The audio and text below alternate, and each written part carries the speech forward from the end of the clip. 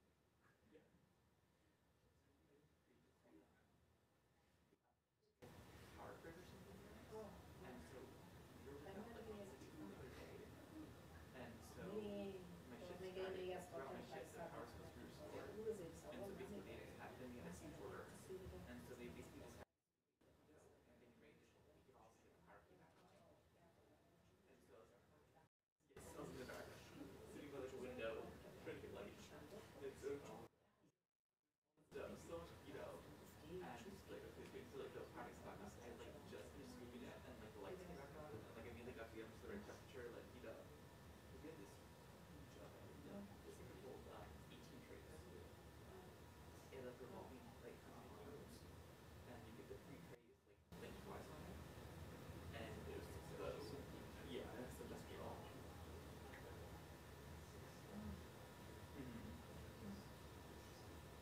Yeah.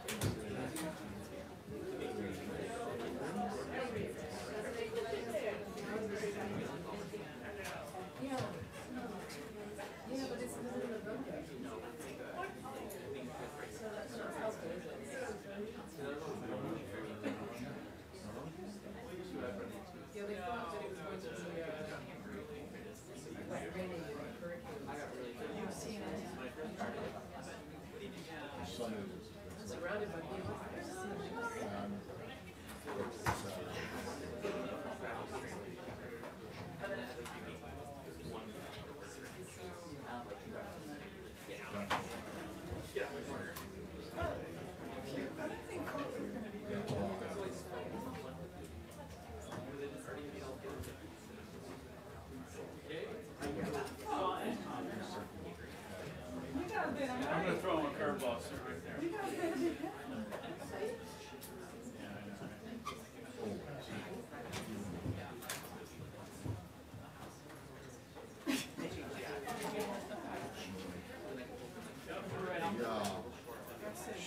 Well, the sticker, I know.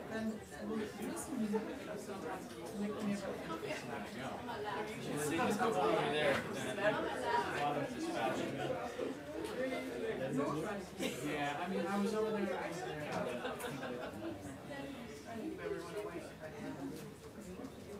Yeah, it's open for you.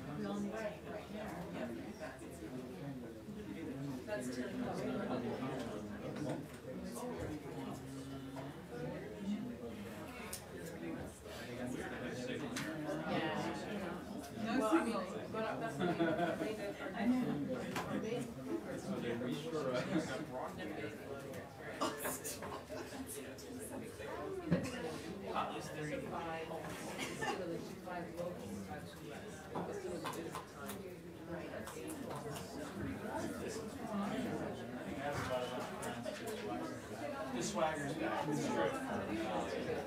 It must not be, like high, so everyone's covering the storm. Let's go to That's right. That's right. I know. I haven't been.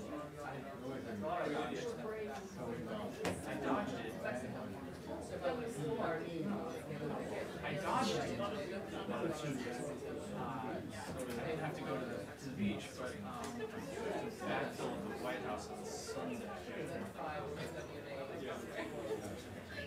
Oh my God.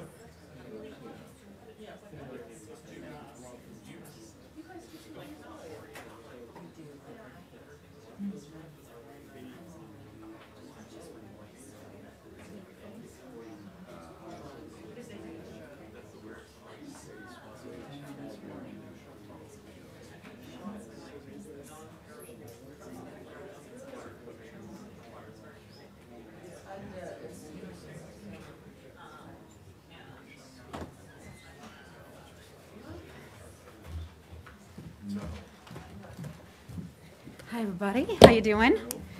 Good. A couple announcements to start out with today as we take a look at all the news that somebody.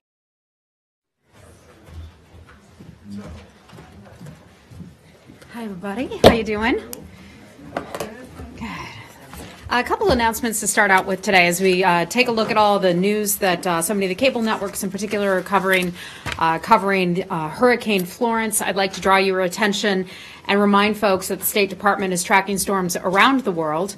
We are closely watching Super Typhoon Mangkhut, which is expected to impact parts of the Philippines, Hong Kong, Macau, and mainland China later this week.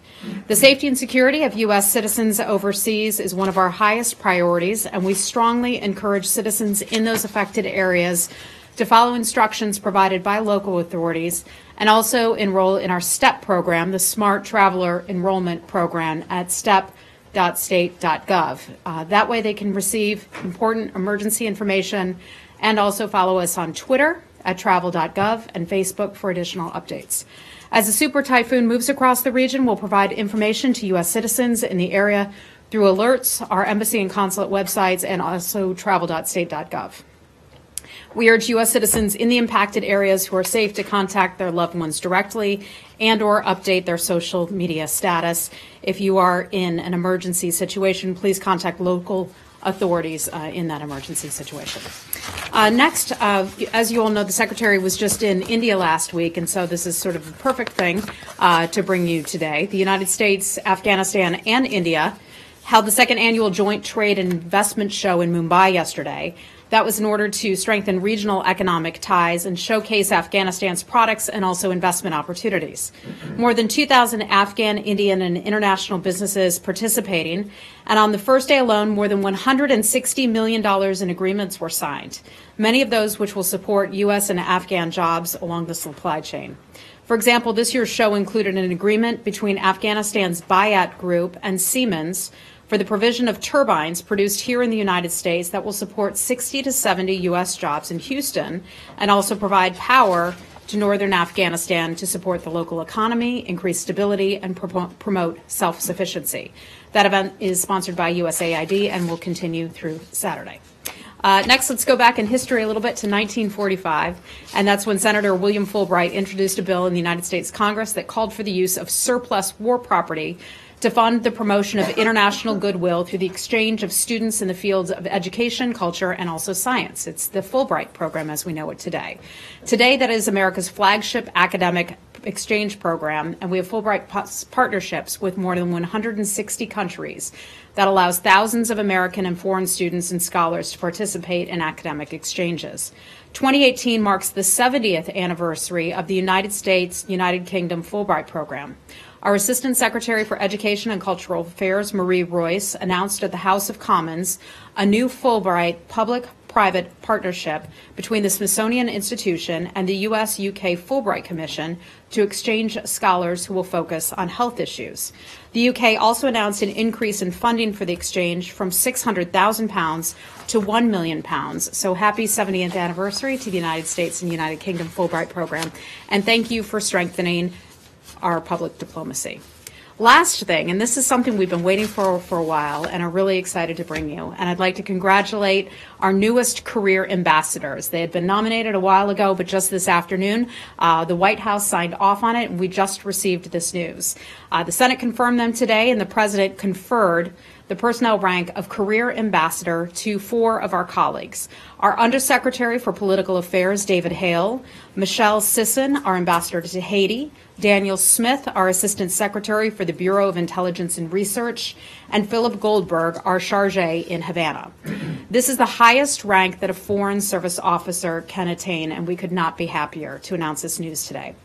We're also pleased to announce that 8 more members of our ambassadorial team were confirmed by the Senate and look forward to leading their embassies. I'll have their names and their posts in just a second.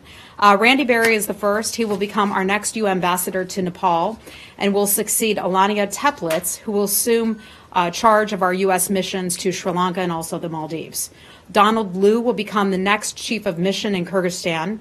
And then turning from South and Central Asia to Africa, Michael Hammer will become the next U.S. ambassador to the Democratic Republic of the Congo.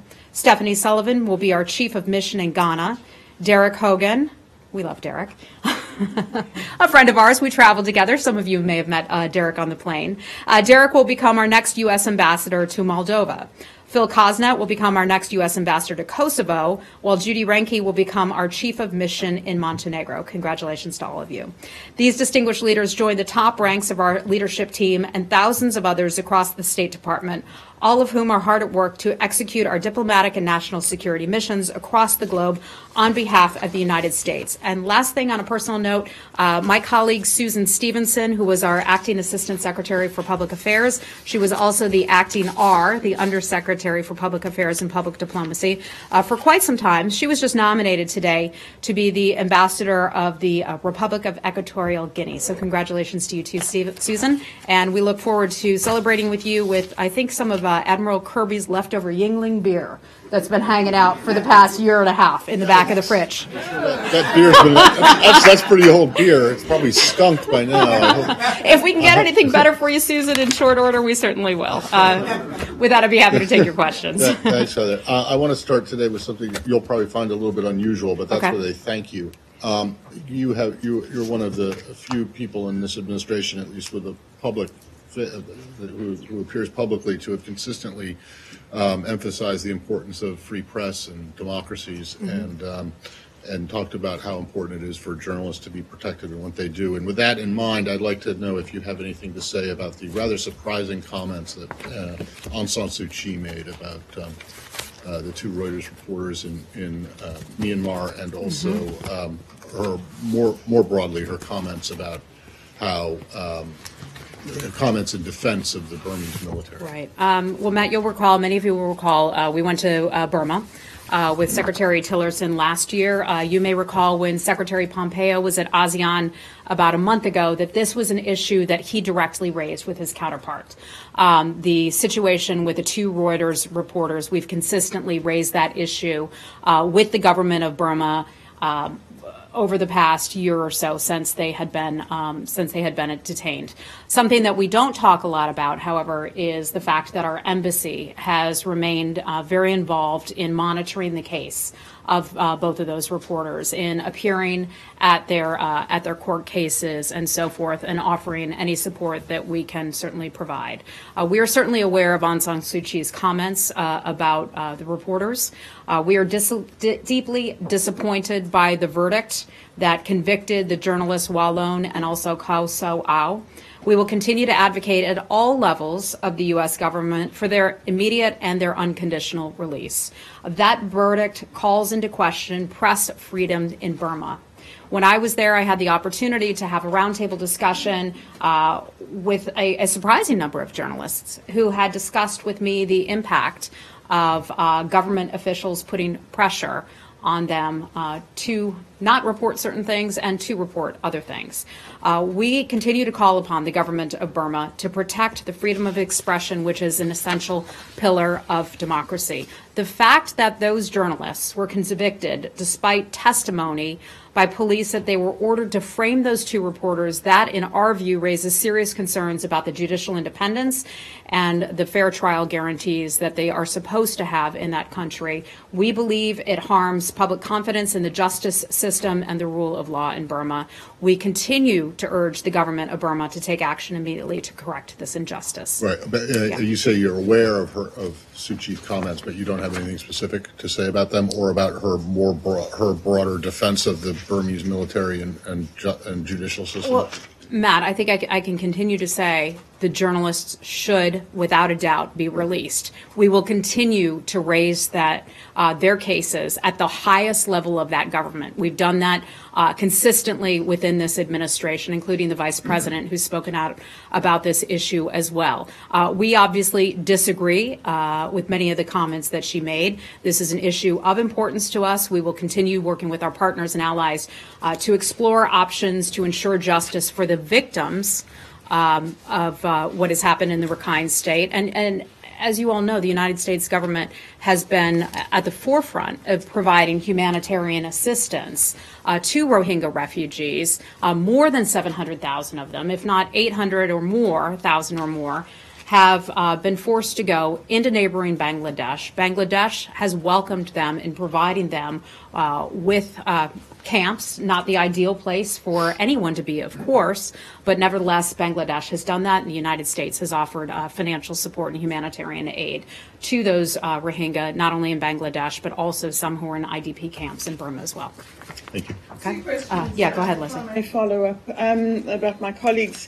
The one is, has the secretary or any other senior official at the State Department reached out to Aung San Suu Kyi about her remarks? About her remarks in the last 24 hours? Not that I am aware of. I can tell you we've raised it at the highest levels in the past. I can check with our embassy to see if we have anything additional. As you all know, a lot of times it is our embassy that may be taking the lead on some of these matters. If I have anything additional for you, I'll bring it to you. And then has the secretary made, is he any closer to making some determination on what the UN called a genocidal event, I think it was? Yeah. Please, don't quote me on that one, but basically pointed to the possibility of genocide. Yeah, and as you all know, this is one of the most important duties that a Secretary of State has in making that determination. It's a legal determination that's very complex and complicated and takes quite a bit of time to make sure you've gone through all the details and the information. The Secretary will determine whether and to what extent he decides to publicize his final report on that. When I have that report to bring to you, I'll certainly let you know. Okay? Saeed, let me come back to you in just a second. Actually, go right ahead. Yeah. Thank you. I appreciate it. Today marks the 25th anniversary of the signing of the Oslo Accords in the White House. And on this occasion, I wanted to ask you whether it was premised on a two-state solution, ultimately. Are you still committed to the two-state solution? Israel and Palestine living side by side. Yeah, and we've talked about this quite a bit before, and it's certainly a priority of Jason Greenblatt and Jared Kushner. The president has said consistently that he supports a solution that both parties can work with, recognizing that both parties will have to compromise in order to come to some sort of an agreement. So we support whatever both sides can work with, can come to an agreement on. Yes, but they have negotiated for a quarter of a century on this issue, and it was premised on a two-state solution. I'm just asking you whether you are still committed to that. Yeah, our policy has not changed. We also understand that we can't force it. Both sides will have to sit down and have direct negotiations and conversations. And one other thing regarding the tweet that was, I think, made by Mr. Jason Greenblatt about, we are about to roll out a peace proposal of some sort. I'm just saying, that with all these measures that have been taken week after week after week in the last 4 weeks, all sticks and no carrots, so to speak. How are you trying to reach out to the hearts and minds of the Palestinian people, ordinary Palestinians, who you would need to reach out to if you are going to bypass the leadership that seems to be so obstinate? My answer would go back to your previous question or your assertion that this has been going on. The conflict has been going on. The disagreements have been going on for 70 years, a very, very long time. Nothing has worked, despite the U.S. government and other governments' best efforts, right? Nothing has worked thus far. This administration has determined that it desires to take a different kind of approach in encouraging two sides to sit down and have that conversation. It's something we'll not back away from, recognizing that it's certainly not going to be easy. We've seen that, but we remain committed to that. When the peace plan is ready and when they are ready to unveil it, we'd be happy to bring that to you. Will be able to reach out to ordinary Palestinians to continue to have contacts with them, help them in sort of getting the proper medical care, getting proper schools and so on? We certainly hope so. And we're having conversations with governments in the region about alternative ways that the U.S. government could help facilitate some of those things that you mentioned, health care and education, medical services. I'm sorry, how exactly is the administration encouraging the Palestinians to come back to the table? Well, by shuttering their office here, by cutting off aid to UNRWA, by cutting off aid to the hospital networks, by cutting their aid to the West Bank and Gaza, by recognizing Jerusalem. There needs to be a different kind of approach. Nothing has worked for far longer than you and I have been alive, right? Nothing has worked thus far. So we're trying a different approach, seeing if this is going to work. We are committed to it. We have people on the ground who are working to this effort each and every day, and we remain optimistic and committed to working on this. Okay. Because we're hearing different points of view. Is the peace plan not ready, or is it ready but you're not ready to unveil it? Not ready to unveil it just yet. Anything more specific, I'll have to get an update for you from the offices handling this issue more closely. Hey, Barbara. Just very quickly, there was an Israeli newspaper reporting that Mr. Trump has offered to give the Palestinians $5 billion in aid if they come back to the peace talks. Have you heard anything about Inaccurate. that? Inaccurate. It's not a false. correct story. Yeah. So do they get anything? I'm not aware of any amount of money that is being offered to return to the peace table. So there's no at least financial incentive for them to come back. That is my understanding. Not only that because that's part of the encouraging plan, right? Pardon me? That's part of the encouragement. I can just tell you that report is inaccurate. They get nothing. That report is inaccurate. Ready. You're just waiting to We will presented unveil at it when we are time. ready to unveil it, and I'll just leave it at that for right now, okay? Hey, Lori. Hi. In Iraq, both Ayatollah Sistani and Muqtada Sadr have come out in opposition to a second term for Iraqi Prime Minister Abadi. Do you think it might be a good idea if he stepped aside? Lori, that's something that we wouldn't get involved with in calling for that at this time. That would be an internal Iraqi matter that the Iraqis would have to figure out. Well, how about this question then? Neither of the two blocs, one is kind of neutral or pro-American, the other is pro-Iranian, has the seats to form the next government. Mm-hmm. And the Kurds control a bloc of seats that is likely to be decisive. Do you think making concessions to the Kurds in order to, encourage them to support your side would be a good idea? Because the other side will make those concessions and then you'll lose Iraq. Yeah, Lori, again, we support Iraq's democratic progress that they have made and their democratic process, recognizing that it is a sovereign government.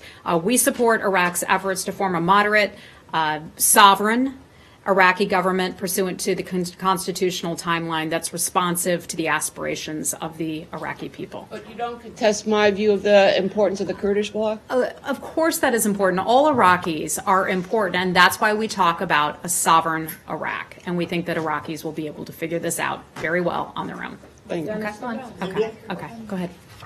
A quick question on China. So President Trump has recently signed the John McCain National Defense Authorization Act for FY 2019, in which, so it's law now, in which there are language to restrict U.S. government's procurement of Chinese telecommunication service and equipment. My question for you is, how does that impact State Department's guidelines to embassies and consulates in their procurement process? Oh, goodness. You're asking me about the procurement process. I think you have to be a lawyer in order to handle that one. I'll have to look into that and get you an answer from our folks who are working on that issue. Does the U.S. have an opinion on, does the United States has an opinion on U.S. allies' reliance on Chinese telecommunication equipment and service? I would just hesitate to answer that. I'd like to get some more information from our experts who work on those technical issues and get you an answer on that later. Yemen? Yeah, go right ahead. And then we'll come back to you. Just in terms of the certification yesterday on Yemen, the report mentioned a number of things that said that the coalition was doing, but they were sort of like technical things like getting training and drawing up no strike lists, and acknowledged that there were still way too many casualties. Civilians being killed. And I know that there's concern after the UN report that the Americans maybe could be implicated in war crimes if some of these strikes are found to be war crimes. Was the feeling here with that certification that you're covering your bases in terms of any culpability for civilian casualties? Well, first let me start out with this, with mentioning this. The NDAA required the Secretary to make a determination on the actions of the Saudi-led coalition operating in and around Yemen.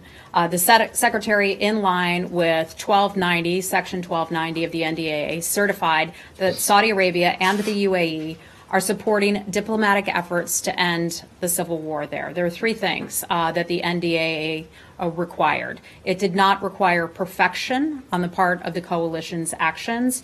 It stipulated making concerted efforts in three key areas. Diplomatic efforts to end the civil war, we see that going forward, and strong efforts on the part of the Saudis and the Emiratis to push forward with a diplomatic solution. Also taking measures to alleviate the humanitarian crisis. The governments have contributed significant amounts of money to that end, and I can detail a few of those, but also refer you back to their governments for more information on that. Next, agreeing to undertake actions to reduce the risk of harm to civilians and also civilian infrastructure. We see those governments and the coalition taking steps and listening to the concerns of the U.S. government. Those concerns have been expressed on the part of Secretary Pompeo, Secretary Mattis, and I would imagine others in high positions within the U.S. government. We see them taking steps. Is it perfect? No, absolutely not.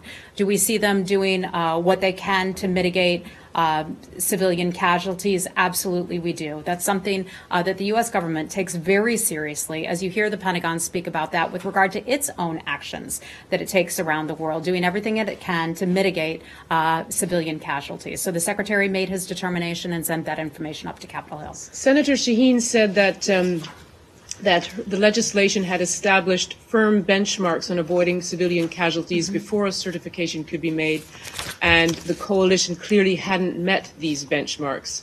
So she's saying that even though they weren't expecting perfection, the Secretary chose different benchmarks, basically. Do you have a response to that? I would disagree with that. Some of the information would be classified, so it'll be limited in terms of the scope of what I can say, but I can tell you that they have been working to reduce civilian casualties. The U.S. government has found them, meaning the coalition, to be receptive to our concerns. They have taken our advice. They've admitted to making errors. The coalition announced that it is reviewing its rules of engagement. We think that that is something that is important. The coalition has pledged to hold those at fault accountable for their actions in terms of those civilian casualties. They've also pledged to compensate the victims of those strikes that tragically did kill civilians. So we're seeing them make some good faith efforts, and we're continuing to have conversations with the government about that.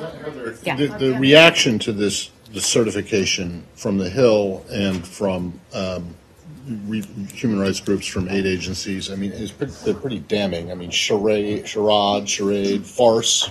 I think Senator Oxfam or someone said that he was lying to Congress. Other members of Congress said that this made a mockery of their requirements that were in the NDAA. So, how do you square that reaction with the certification? What's your response to that kind of that response? Well, first I would say, they're taking steps in the view of the U.S. government and this administration in the right direction. I understand certainly the concerns of aid groups. Our Deputy Secretary Sullivan has been meeting consistently with some of the aid groups who are operating in the region and providing assistance to those in Yemen. In fact, he had a meeting with them just today, and I can provide you a bit of a readout on that meeting he had with some of those humanitarian groups. Our Deputy Secretary of State, John Sullivan, and USAID Administrator Mark Green met, it was actually yesterday, not today, with international and NGO groups to discuss the humanitarian situation in Yemen and to brief the group on the Secretary's certification to Congress under Section 1290 of the John McCain National Defense Authorization Act for fiscal year 2019.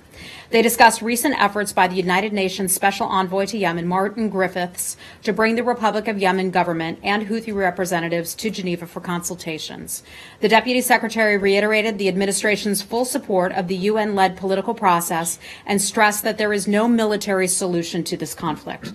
The Deputy Secretary and the Administrator discussed the importance of all parties continuing to support the UN Special Envoy, avoiding further escalation of the conflict, including Hudaydah, coordinating efforts to address Yemen's economic and humanitarian situation, and committing to a process to reach a comprehensive political agreement that will bring peace, prosperity, and security to Yemen. Participants expressed their concern about escalating violence in Hudaydah and also noted the continuing dynamic of desperation in Yemen. It necessitates measures that would yield tangible results and a sense of improvement. The Deputy Secretary thanked the NGOs for their continuing cooperation and the frank dialogue that they had.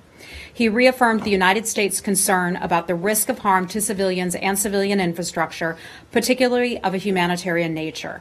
He said the United States will continue to call on all parties to respect the law of armed conflict, take feasible precautions to avoid harm to civilians, and conduct a thorough and transparent investigation into alleged violations. I would be happy to send that out to you after the briefing. Could you characterize, did they accept the certification?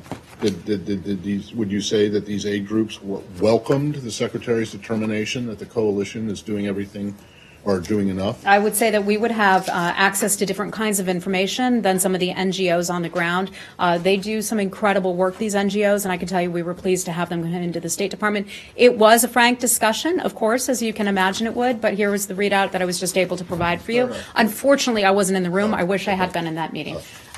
Okay. Next question. Cindy, go right ahead. Just to follow up, can you provide any more information about what exactly the Saudi-led coalition, what steps they're taking? Yeah, and I think this is something that Secretary Mattis had addressed not that long ago. And so, in fact, the Department of Defense is better positioned to be able to discuss some of the activities of the coalition and some of the direct things that they are doing. So let me just read a portion of this for you. Pardon me, I have to grab my glasses.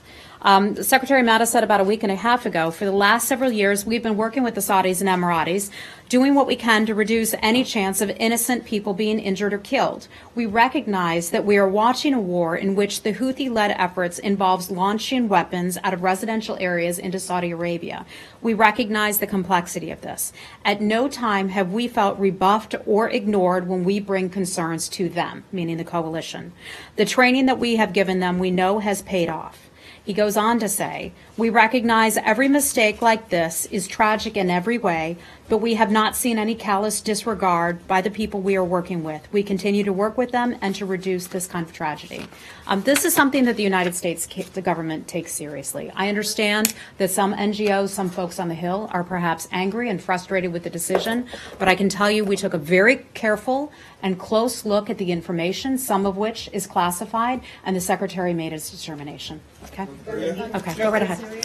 Hi. Madam, two questions, please. One, before heading to India for 2+2, Secretary was in Pakistan meeting and greeting civilian government and the military officials, including Prime Minister Imran Khan.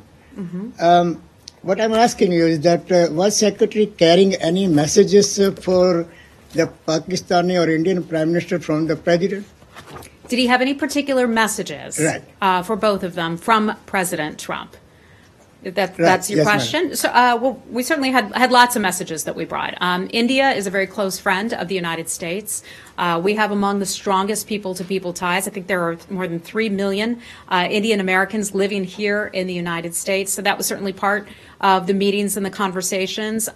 Kamkasa was something that was signed between the Department of Defense and also the Ministry of Defense in India, and that was something important that had been a long time in the making. So we were pleased to have signed that with the Indian government because that not only supports jobs but also supports better military-to-military cooperation. They also agreed to doing more work on the military-to-military front. So that was part of the conversation, but also, to go over there and thank the new government for our strong friendship that we have. In terms of Pakistan, the Secretary had some meaningful and important meetings with the new government, looking forward to forging a relationship with that new government, recognizing that there are, of course, some tensions and some areas where we or the government can work harder. And so those were the types of meetings that we had, and we were pleased to have gone. Short trip, but nevertheless an important trip. And okay? Let me just move on because I want to be able to hit everybody in the room. So, Rich, go right ahead. Quick, yesterday, former Secretary Kerry acknowledged that he's spoken with Foreign Minister Zarif after he's left office. Does the current Secretary Pompeo, does he have thoughts on that, and does he believe that that is potentially countering this administration's policy? Yeah. So let me start with this. I've seen former Secretary Kerry do rounds on the talk shows and talking with the press in terms of print and also radio. I've seen him brag about the meetings that he has had with the Iranian government and Iranian government officials. And I've also seen reports that he is apparently providing, according to reports, advice to the Iranian government. I think probably the best advice that he should be giving the Iranian government is stop supporting terror groups around the world, stop supporting Hezbollah. We were just talking about the Saudi-led coalition and activities that it is undertaking in Yemen, and we see the Iranian government offering help, expertise, money, material to the Houthi rebels in Yemen that is causing so much misery in that country. We see them, meaning Shia militias, trying to kill U.S. service members in places like Iraq. We see them launching attacks on some of our partners. If anything, he should be calling on the Iranian government to stop spending money on all this adventurism and terrorism around the world and start spending their money on their own people, as we've seen so many Iranian people express their serious concerns about this kind of military adventurism. One of your colleagues, Assistant Secretary Singh, was on the Hill earlier today and was asked a very similar question about this by Representative Zeldin.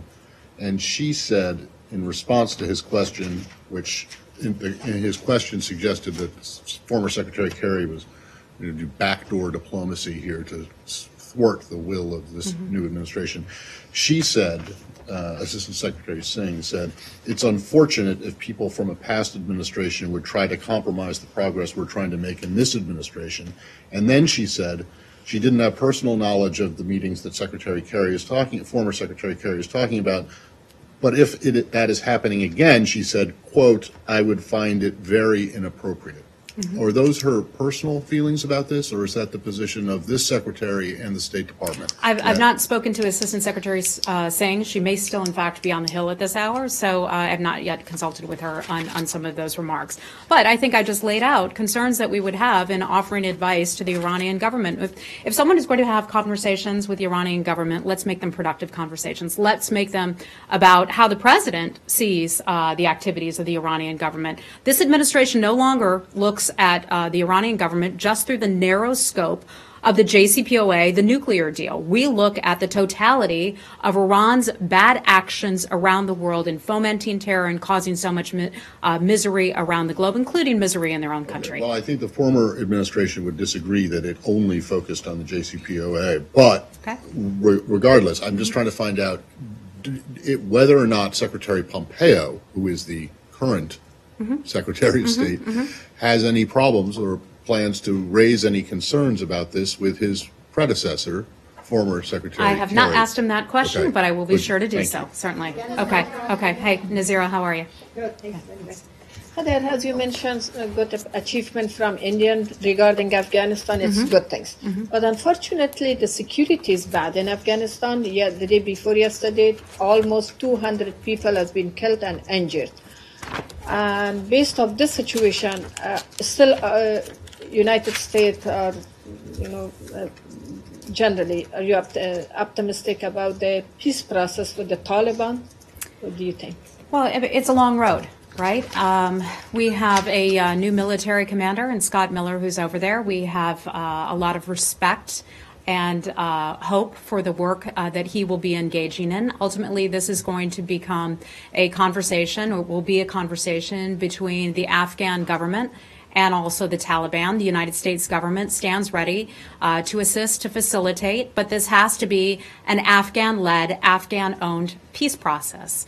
Things have been very, very difficult in Afghanistan lately. As you all know, Nazira, since you're from Afghanistan, you know the terror acts that have taken place there recently. We continue to stand by the people of Afghanistan who've been so brave and have lived through so much over many decades where they've had to live through terrorism. But this ultimately has to be Afghan-led, Afghan-owned. Okay, and we're going to have to wrap it up pretty shortly. Hey, Michelle. Just two quick questions. Yeah. This week, some Democrats in Congress sent a letter to the State Department criticizing state and a particular Deputy Assistant Secretary for not calling out racism and xenophobia in international fora.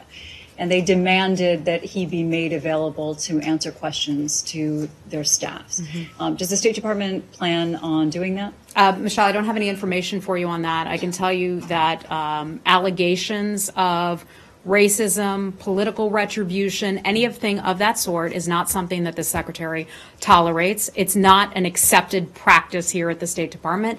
Anyone who has any issues or concerns, I would encourage them to contact our Office of Civil Rights, raise those concerns. We have internal mechanisms here at the State Department to handle those types of issues and concerns. In fact, the State Department has more offices, more avenues in which people can express their concerns about those allegations than other federal departments do in the United States government.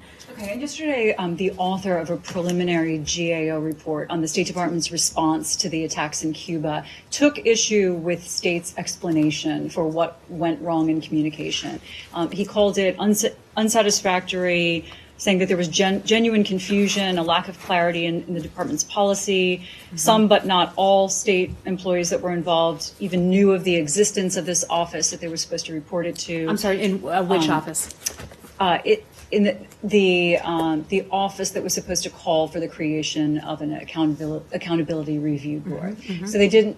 There were people who didn't even know that that office existed, and that there were communications issues across the board at the State Department. So he disputed this. Let me just pause you there. Explanation. We pulled together an ARB, an Accountability Review Board. The Accountability Review Board released its report to Capitol Hill about 2 weeks ago or so, acknowledging that there were some things that certainly could have been done better. I think anytime you have a tragedy, anytime you have a crisis, anytime you have a medical situation, and let me remind folks that with regard to our Cuba situation, we still don't know the cause, we still don't know what or who is responsible for health attacks that took place that affected our personnel in Cuba. We still don't know what is responsible, despite the interagency efforts and investigations that are still underway today. So we are working to try to provide the best of care that we can to our personnel. We have not only the Accountability Review Board, but we also have a task force that meets regularly, that meets, I think Robert goes to those meetings just about every day. We remain very busy, very engaged in this, and take this situation extremely seriously. Right. But the question was, the explanation for the problems that the State Department gives to this day, the author of this report takes issue with and calls that explanation unsatisfactory. So, I mean, from the podium, do you feel like these issues and how these things are handled? I think you're raising a lot of issues that I can't get into in totality, issues in a very detailed and complex report. So I'm not going to comment broadly on something that I don't have all the specific details on in front of me. Let's talk about the meeting today with the Cubans. Yes. So as some of you may be aware, some officials from the Cuban government are here at the State Department today. I believe at this hour it's still ongoing. There's a briefing taking place between some of our colleagues from our various bureaus that are involved in this very issue that Michelle and I were just talking about. They're having meetings with the Cuban government to discuss some of the medical issues that our people have experienced. I will not have a readout for you coming out of that meeting. That is something that involves the private medical information that is coming forth from some of our people, but I can confirm there is a meeting taking place here at the State Department. Does that mean that the Cubans who have complained in the past that you refused to give them some of that private medical information, does that mean that you've now agreed to give them? I'm not exactly certain what information will be provided to them, but I won't be able to provide that to you publicly. There may be some information that we are sharing with the government of Cuba about what our people have been experiencing. More than what had been shared in the past. I'm not aware of the specifics of that. I can just tell you that our medical professionals and some of our experts on this area are meeting with Cuban officials. Can I get you on one last thing? Sure. And that's something we talked about a little bit yesterday. Then we have to wrap. That was, so I did finally get an answer to the question, my question about where the administration thinks it might get the authority to impose sanctions on ICC employees, and that was the IEPA. But even former Republican legal counselors in this building, one of whom worked with Ambassador Bolton himself, are very dubious that IEPA, which means that there has to be a national emergency declared with respect to security issues, could be used for that sanctions. But assuming that this administration thinks it can make the argument for that, I don't have an answer to the question of where Ambassador Bolton and the administration thinks that it will get authority to prosecute ICC employees in U.S. courts. It seems to me that would smack of the same kind of universal jurisdiction that Ambassador Bolton is so unfond of. I would say some of this is hypothetical. So Ambassador Bolton's speech spoke of options that we could take if the ICC were to choose to prosecute or investigate some U.S. service members. So it was simply an option that Ambassador Bolton highlighted. So it's not definitive. It's not. So I would hesitate. You're walking back. I would hesitate to speak for Ambassador Bolton on this very issue. But I can just tell you that it is an option that the U.S. government could explore if the ICC were to go down that road and attempt to prosecute or investigate our U.S. service members. Does that go for both sanctions and or prosecution in And U.S. courts? You know, we typically an don't option? comment on possible specific sanctions or prosecutions. Okay, so it's not a definite, it's just a possibility. That's what it seems to me. But I would also ask you to speak with Ambassador Bolton's office Will do. for any more clarity on that. Thank you. Okay, we got it. To Cuba, will they be taking up their post or just waiting here until things are? I don't know the exact timing of it. We just got this information out today, so I'll let you know. Okay.